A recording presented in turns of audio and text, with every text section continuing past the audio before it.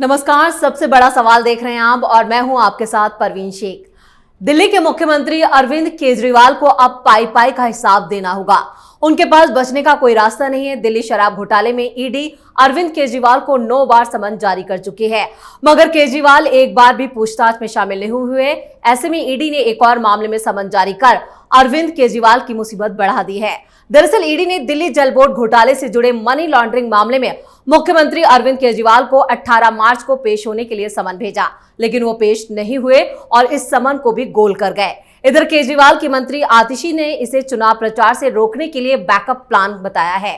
तो अब केजरीवाल के सामने क्या रास्ता बचा है, इसी पर चर्चा करने के लिए मेरे साथ स्टूडियो में मौजूद हैं कैपिटल टीवी के editor in chief doctor Manish Kumar. स्वागत है डॉक्टर साहब। धन्यवाद। तो केजरीवाल के सामने क्या रास्ता बचा है? भाई, रास्ता तो उसके लिए बचता है जो निर्लज्ज नहीं होते, बेशर्म नहीं होते।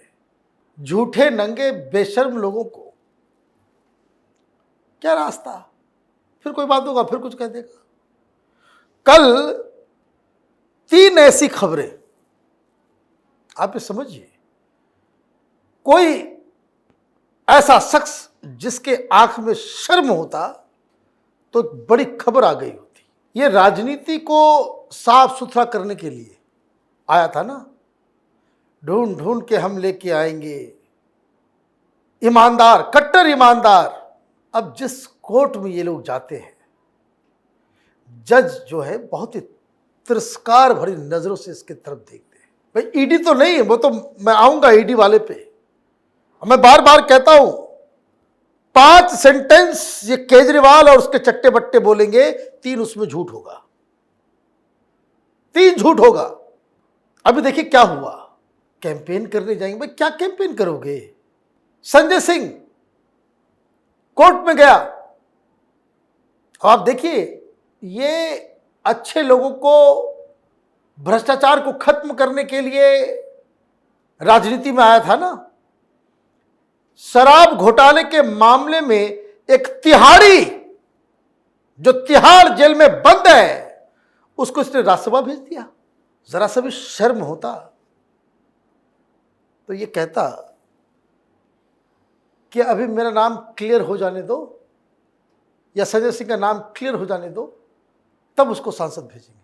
सही मोरल पॉलिटिक्स जो है तो यही है कि कोई भी पॉकेट मार को उठाया, तिहाड़ जेल से सीधे राज्यसभा भेज दोगे और ये कहोगे कि हम कट्टर ईमानदार हैं। इसलिए मैंने कहा कि भाई रास्ता तो उसके लिए होता है कि जिनकी आंखों में पानी है, कुछ सर में कुछ आया है, लोक लज्जा का जिसको फिक्र है। ये तो निर्लज्ज लोग हैं। लेकिन जिस तरह से कानून का मजाक बना रहा है, और यहाँ पर कानून भी कहें कि भाई आप ये देखिए, पड़ोस में कोई ऐसा शख्स है जो रोज बदतमीजी करता है, आप क्या करते हो? दरवाजे बंद कर लेते हो। ये निर्लज्जता है, इसे तो मैं कह रहा हूं। आपने भेज दिया। अब सुनिए कल संजय सिंह के साथ क्या हुआ। जज नागपाल के सामने केस आया तो जज साहब ने कहा कि ठीक है, अब भेज दिए तो कानून तो आपको रोक नहीं सकता। कानून इस देश में भी तो लुंज पुंज है ना। किसी को भी भेज दो राज्यसभा, तो राज्यसभा तो जाओ, उसमें तो रोका नहीं जा सकता। लेकिन जज साहब जो कर सकते हैं उन्होंने कर दिया। फोन इस्तेमाल नहीं करोगे, किसी से बात नहीं करोगे, किसी पॉलिटिकल स्पीच नहीं दोगे, किसी रैली में नहीं जाओगे, कहीं पॉलिटिकल मीटिंग में नहीं जाओगे, कोई मीडिया से बात नहीं करोगे। इसलिए मैंने कहा कोई इज्जतदार आदमी होता ना, किसी का पास जो जरा सा भी शर्म होता, जज साहब का ये भाषण सुन करके, ये वर्डिक्ट सुन के ये कहता कि मैं नहीं लूंगा, मैं नहीं लूंगा अभी शपथ। आप शपथ लोगे, मीडिया वाले से बात नहीं कर सकते, किसी से मिल नहीं सकते, किसी से आम आदमी पार्टी का आप तो बधाई भी स्वीकार करने लायक नहीं बचे कि तुमने शपथ लिया। कोई पॉलिटिकल व्यक्ति आकर के तुमको बधाई दे रहा हो, उसके लिए भी कोर्ट ने मना कर दिया। छी छी छी, क्या हालत बना दिया है। दूसरा, इसका राजदार ये कहता है, मैंने क्यों कहा भाई, निर्लज्जता का एपिटोम है ये केजरीवाल। बेशर्म पॉलिटिक्स का ये पराकाष्ठा है। कल सुप्रीम कोर्ट ने सत्येंद्र जैन को वापस भेज दिया। बेल प्ली वाला नहीं सुनना है।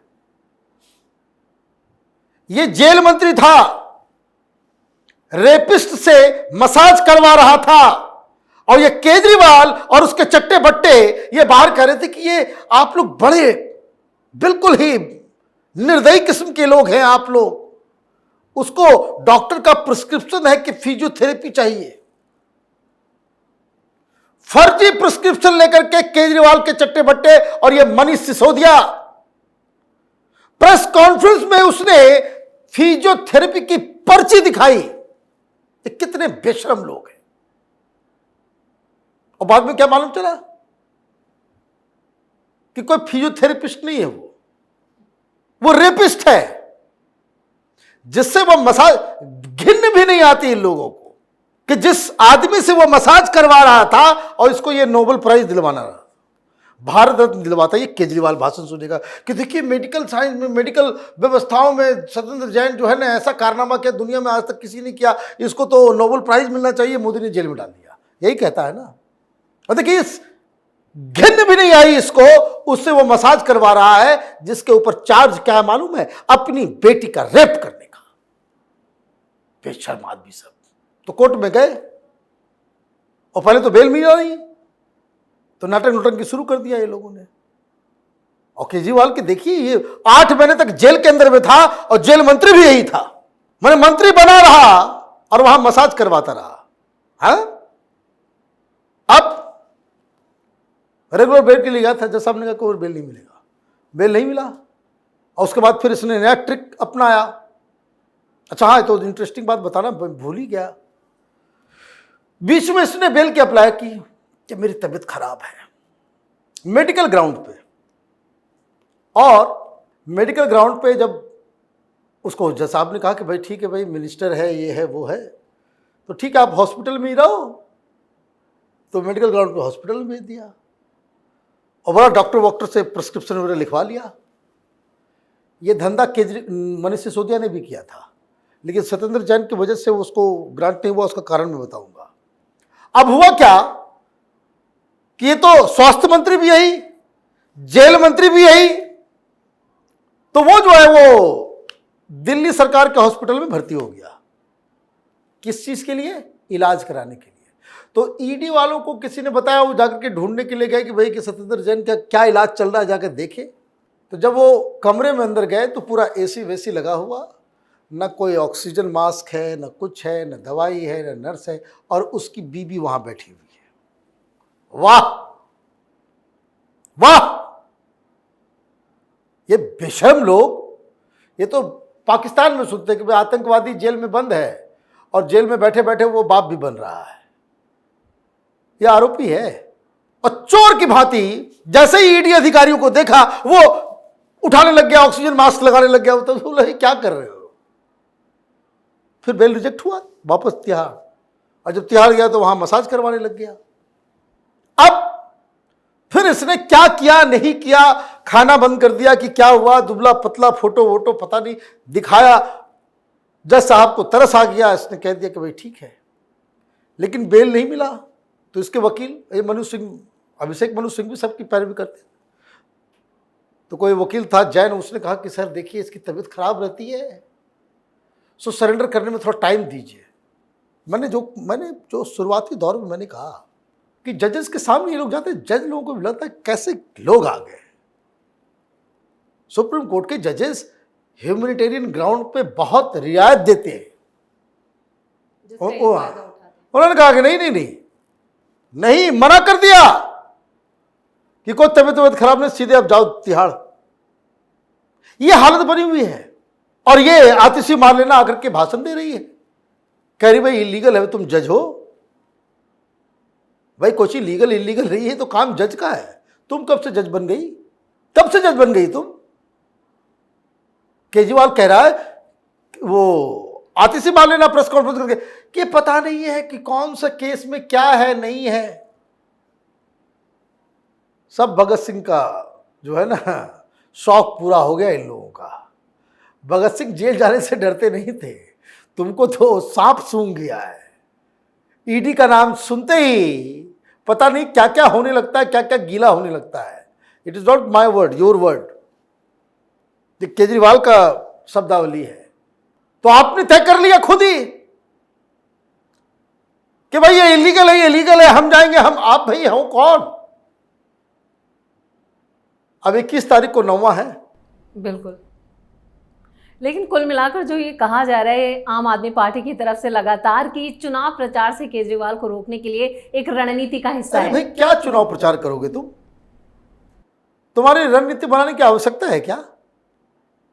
कौन से ख्याली पुलाव में तुम माने अपना सर खपाते रहते हो? दलाल पत्रकारों को मैं देखता हूं, देखिए प्रचार करने से। इसी केस में स्टेट इलेक्शंस हो रहे थे, ईडी ने समझ दिया। पहला बहाना क्या था? यही जो आज दे रहा है चुनाव प्रचार, कि चुनाव प्रचार में जा रहे हैं, मोदी चुनाव प्रचार करना नहीं चाहते। भाई तुमने अवहेलना की, प्रचार कर लिए। 4 राज्यों में चुनाव हुआ, सब जगह तुमने उम्मीदवार उतारे। जीतना तो छोड़ दो, एक का भी जमानत बचा पाए? एक का भी? जवाहरलाल नेहरू समझ रहा है अपने आप को। भाई तुम्हारे प्रचार से जमानत तक नहीं बचता लोगों का, और तुम्हारे लिए स्ट्रेटजी चाहिए। भाई मैं कह रहा हूं ना कि एक भी शख्स का जमानत अगर तुमने बचा लिया हो, जिसके प्रचार में गए उसका जमानत जब्त, तो टाइम भी बर्बाद कर रहे हो, पैसा तो भाई कोई सवाल पूछेगा। कहां है वो सब दलाल लोग?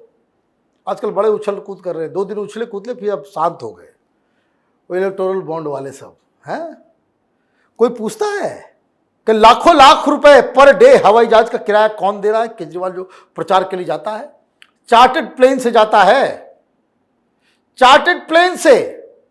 वो पैसा कौन दे रहा है? पार्टी से जा रहा है, या देश की जनता, या अदर पंजाब या दिल्ली की जनता के पैसे से ऐश कर रहा है? तो ये तमाशा बंद करना चाहिए। जिन लोगों को इस तरह की राजनीति के साथ सिंपैथी है, उस पर दया आती है, तरस आता है। बुद्धि भ्रष्ट हो गई इन लोगों की। आंख के सामने एक धूर्तता कर रहा है, और लोग फिर भी अपनी आंखों पे पट्टी बांधे हुए हैं। तो इस तमाम चर्चा के लिए आपका बहुत बहुत धन्यवाद। धन्यवाद। शराब घोटाले में फंसे केजरीवाल को अब दिल्ली जल बोर्ड घोटाले में ईडी के सवालों का जवाब देना होगा। यानी केजरीवाल के लिए तो यही कह सकते हैं कि सर मुंडवाते ही पड़ गए ओले, एक तरफ कुआं दूसरी तरफ खाई। कुल जमा यह कि अब सीएम केजरीवाल को जेल जाना ही होगा। सबसे बड़ा सवाल में आज के लिए इतना ही। अगर आपने अभी तक हमारे चैनल को सब्सक्राइब नहीं किया है तो सब्सक्राइब कर लीजिए, हमारे वीडियो को लाइक कीजिए, शेयर कीजिए, और हमारे वीडियो पर कमेंट करके जरूर बताएं कि आपको हमारी खबर ये कैसी लगी। धन्यवाद।